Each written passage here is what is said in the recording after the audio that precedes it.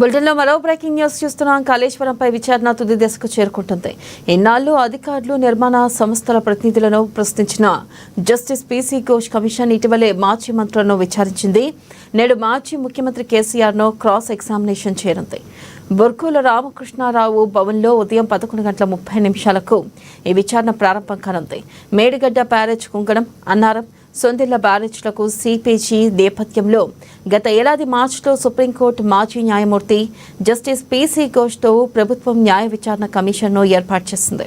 అయితే అప్పటి నుంచి బ్యారేజ్ల నిర్మాణ ఇంజనీర్లు, quality control, operations and maintenance, central design organisation, నీటిపారుదల, ఇక ఆర్థిక శాఖల అధికారులు, నిర్మాణ సంస్థల ప్రతినిధులను విచారించడం, వారి నుంచి అఫిడవిట్లను తీసుకుని క్రాస్ ఎగ్జామినేషన్ సైతం పూర్తి చేసింది. ఈ నెల 6న ఆర్థిక శాఖ మంత్రి, మాజీ మంత్రి ఈటెల రాజేందర్, 9న నీటిపారుదల శాఖ మాజీ మంత్రి హరీష్ రావు విచారణకు హాజరయ్యారు. ఇక ఇప్పటి వరకు మీడియా కమిషన్లోని ఇంజనీర్ల సమక్షంలోనే విచారణ జరిగింది. నేడు కేసీఆర్ విషయంలో ఇదే పద్ధతిని అనుసరిస్తారా, లేక కేవలం కమిషన్ అధికారుల వరకే పరిమితం ఎన్ కెమెరా విచారణ, క్రాస్ ఎగ్జామినేషన్ చేస్తారా అన్నది చూడాల్సి ఉంది. ఇక దీనిపై మరింత సమాచారాన్ని మా ప్రతినిధి భవిత అందిస్తారు. భవిత, కాళేశ్వరం కమిషన్ విచారణ చేరుకుంది. ఈ రోజుతో పూర్తి స్థాయిలో ఇప్పటికే అందరినీ విచారించారు. కేవలం ఒక కేసీఆర్ ఒక్కరే మిగిలారు. ఈ రోజు 11:30 ప్రాంతంలో బీఆర్కే భవన్ కి చేరుకున్నారు కేసీఆర్. ఇప్పటికే ఎర్రవల్లి ఫామ్ హౌస్ లో కూడా దీనికి పూర్తి స్థాయిలో ప్రిపేర్ అయినట్టుగా తెలుస్తుంది. ఇప్పటికే ఒక్కొక్కరుగా కూడా బీఆర్ఎస్ నేతలంతా కూడా ఎర్రవల్లి ఫామ్ హౌస్ కి చేరుకుంటున్నారు. నిన్నటి నుంచి కూడా మాజీ మంత్రి హరీష్ రావు దాదాపు నిన్న 2 గంటల ప్రాంతంలో ఎర్రవల్లి ఫామ్ హౌస్ వెళ్ళేటట్టుకి హరీష్ రావుతో పాటు రేణు ప్రశాంత్ రెడ్డి కోసం ఇంకా అక్కడే ఉన్నట్టుగా తెలుస్తుంది. దాదాపు నిన్న మొత్తం కూడా ఈ కమిషన్ విచారణకు సంబంధించి పూర్తి స్థాయిలో చర్చించినట్టుగా తెలుస్తుంది. మొన్నటి వరకు కూడా ఒక నివేదికను సిద్ధం చేసినటువంటి కేసీఆర్ నిన్న హరీష్ రావు విచారణ తర్వాత పూర్తి స్థాయిలో మరొక నివేదిక చర్చిస్తున్నట్టుగా తెలుస్తుంది. పూర్తి స్థాయి డాక్యుమెంటేషన్ తో విచారణ ముందుకు హాజరయ్యే అవకాశం ఉన్నట్టుగా తెలుస్తుంది. అయితే లేఖ వివాదం, అయితే కవిత కేసీఆర్ కి లేఖ రాసిన తర్వాత ఇదే మొదటిసారిగా కేసీఆర్ ఫామ్ హౌస్ కి వెళ్ళేసి ఈ రోజు విచారణ సందర్భంగా తను తన భర్తతో కలిసి 1 గంట క్రితము ఫామ్ హౌస్ కి చేరుకున్నారు. వాళ్ళతో పాటు బీఆర్ఎస్ నేతలు, ఎంపీ వద్దిరాజు రవిచంద్రతో పాటు ఆర్ఎస్ ప్రవీణ్ కుమార్ తో పాటు ముఖ్య నేతలంతా కూడా ఇప్పటికే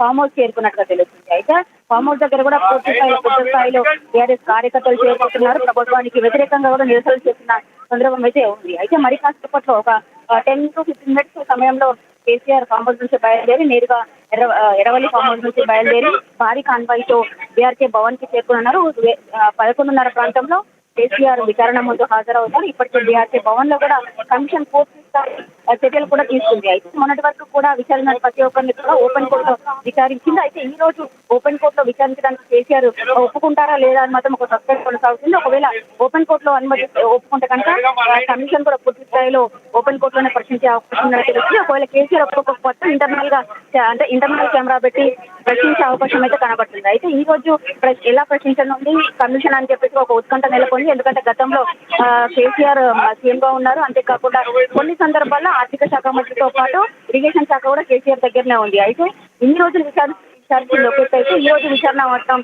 ఒకెత్త అని చెప్పేసి అనుకోవాలి. ఎందుకంటే ఒక్కొక్కరు అంటే అధికారులు మాత్రం ప్రభుత్వం పైన వేశారు. ప్రభుత్వంలో ఉన్నటువంటి పెద్దలు మాత్రం మనం చూస్తూ వస్తున్నాము. ఆర్థిక శాఖగా ఉన్నటువంటి ఈటెల రాజేందర్ ఇరిగేషన్ శాఖ పైన నెట్టేసిన సందర్భం ఉంది. అయితే ఇరిగేషన్ శాఖగా ఉన్నటువంటి హరీష్ రావు మాత్రము కొన్ని విషయాలు టెక్నికల్ టీం చూసుకోవాలి తప్ప ఇరిగేషన్ శాఖ కావాలి, ప్రభుత్వానికి మాత్రం ఎలాంటి సంబంధం ఉండదని చెప్పేసి చెప్పిన అవకాశం మనం చూస్తాము. అయితే ఈ రోజు కేసీఆర్ అలాంటి అంశాలకు సంబంధించి ఎలాంటి విచారణలో ఎలాంటి సమాధానాలు ఇస్తారో మాత్రం ఒక ఉత్కంఠ అయితే కొనసాగుతుంది.